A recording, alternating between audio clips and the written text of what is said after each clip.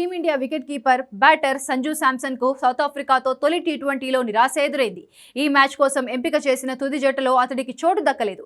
అతడికి బదులుగా young wicket keeper Jitesh శర్మను తుది జట్టులోకి తీసుకున్నారు. దీంతో సంజు శాంసన్ బెంచ్ కే పరిమితం కావాల్సి వచ్చింది.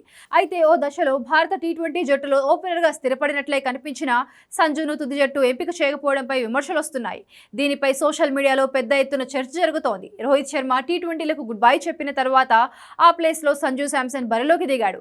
ఓపెనర్ గా మెరుగైన ప్రదర్శన చేశాడు. దీంతో అతడు టీ20 ప్రపంచ కప్ 2026లోనూ అదే ప్లేస్ లో ఆడతాడని అంతా భావించారు. కానీ team India one day test captain Shubman Gill ను ఆసియా కప్ 2025కి ముందు భారత టీ20 జట్టు వైస్ కెప్టెన్ గా నియమించారు. ఆ తర్వాత అతడిని ఓపెనర్ గా ఆడిస్తున్నారు. గిల్ రాకతో సంజు శాంసన్ ఓపెనింగ్ స్థానాన్ని త్యాగం చేయాల్సి వచ్చింది. మిడిల్ ఆర్డర్ లోనూ సంజును ఫిక్స్డ్ ప్లేస్ లో ఆడించలేదు. దీంతో అతడి బ్యాటింగ్ లో నిలకడ లోపించింది. ఫలితంగా అతడి ప్రదర్శనను సాకుగా చూపి ఇప్పుడు ఏకంగా తుది జట్టు నుంచే తప్పించారనే విశ్లేషణలు వినిపిస్తున్నాయి. ఫినిషర్ పాత్రకు సరిగ్గా సరిపోతాడని చెబుతూ జితేష్ శర్మను ప్రధాన వికెట్ కీపర్ గా జట్టులోకి తీసుకుంటున్నారు. ఇక సంజు శాంసన్ ప్లేస్ లో ఓపెనర్ గా బరిలోకి దిగిన శుభ్మన్ గిల్ ఒక్క మ్యాచ్ లోనూ స్థాయికి తగ్గ ప్రదర్శన చేయడం లేదు.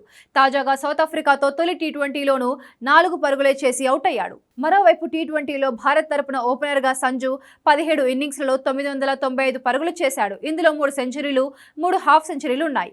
ఓపెనర్ గా వచ్చిన తర్వాత అభిషేక్ శర్మతో కలిసి సంజు జట్టుకు శుభారంభాలు అందించాడని, అలాంటి వాడిని హెడ్ కోచ్ గంభీర్ కావాలని టార్గెట్ చేశాడని సోషల్ మీడియాలో నెటిజన్లు పేర్కొంటున్నారు.